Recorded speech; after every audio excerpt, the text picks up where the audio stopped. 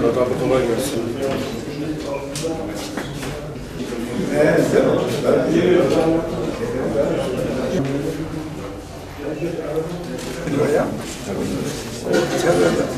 Orada villalar yapılıyor. Üniversitemizde üretilen temizlik ürünlerinin lansman toplantısını yapmaktayız. Bizleri bu güzel günde, bu heyecanlı olduğumuz günde yalnız bırakmadığınız için, geldiğiniz için hepinize teşekkür ediyorum. Yerel ürünlerin sanayiye kazandırılması gibi bir çalışmamız vardı. İlk buraya geldiğimizde dedi ki Siirtli'ye bir şey satarsa çok kar etmez. Birbirinden kar etmiş olur. Siirt'e bir kaynak gelmez. Siirtli Ankara'ya, İstanbul'a, İzmir'e, Diyarbakır'a satarsa Siirt'e biraz gelir. Sonra dedi ki ülkeye bir gelir gelmesini istiyorsak İstanbul'a satmak da bir şey getirmiyor. Yurt dışına bir şey satmamız lazım. $1 da olsa, €1 da olsa bir şeyler satmak lazım. Bu misyonla Siirt Üniversitesi hamdolsun çok kısa zaman önce Libya'ya bu temizlik ürünlerimizin ihracatını yaptı. Filistinli kardeşlerimizin bombalandığı bir durumda İsrail ürünlerinin artık istenmediği bir alanda bizlerin bir alternatif üretmemiz gerektiği ortadadır. Bizlerin de buna bir hizmet etmemiz gerektiği ortada. Üniversite olarak burada duruyoruz. Dolayısıyla başta Siirt olmak üzere, bölgemiz olmak üzere ve bütün ülkemiz olmak üzere, hatta daha geçtiğimiz Ağustos'ta yaptığımız gibi uluslararası bazda bir varlık sergileyecek olan iki ürünümüzü tanıtmaya geldik.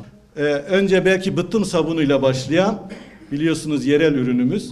Sonra fıstığın kolonyaya, hani fıstığı yiyorduk ama kolonyaya dönüşümünü gerçekleştiren, ardından kimyayla yine yerel ürünleri birleştirip sunuma hazırlayan, il dışına bıldırcından tutun hayvansal ürünlerimizi satmaya doğru varan ve şu anda geldiğimiz noktada artık hayvansal ürünleri, bitkisel ürünleri olduğu gibi değil, sanayi ürünü olarak dışarıya satmaya hazırlanmış bulunmaktayız. Ve şu anda laboratuvarımızda belki çok mütevazi bir laboratuvar ama ile, bölgeye ve ülkeye, hatta uluslararası bazda ticarete bir adım atabilecek kadar bir noktaya geldik.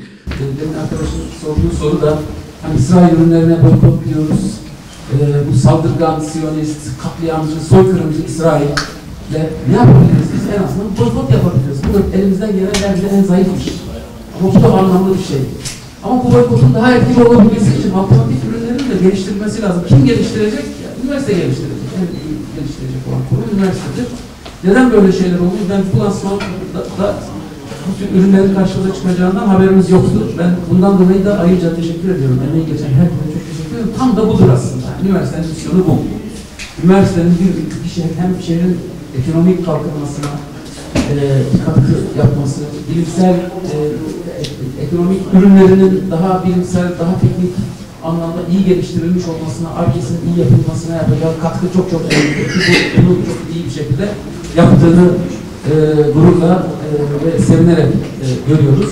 Son zamanlarda bu özellikle İsrail ürünlerinin boykot edilmesinden sonra hocamız bize hani onların ürünlerine alternatif olabilecek ürünler üretmemizi ve desteğiyle de bunları ürettik.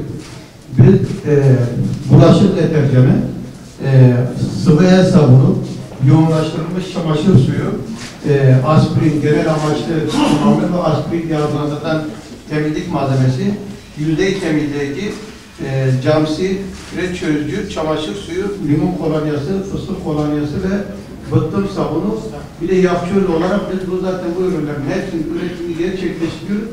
Bunlar Hesta ile Lalahan diye iki tane farklı markayla üretimi sağlıyoruz.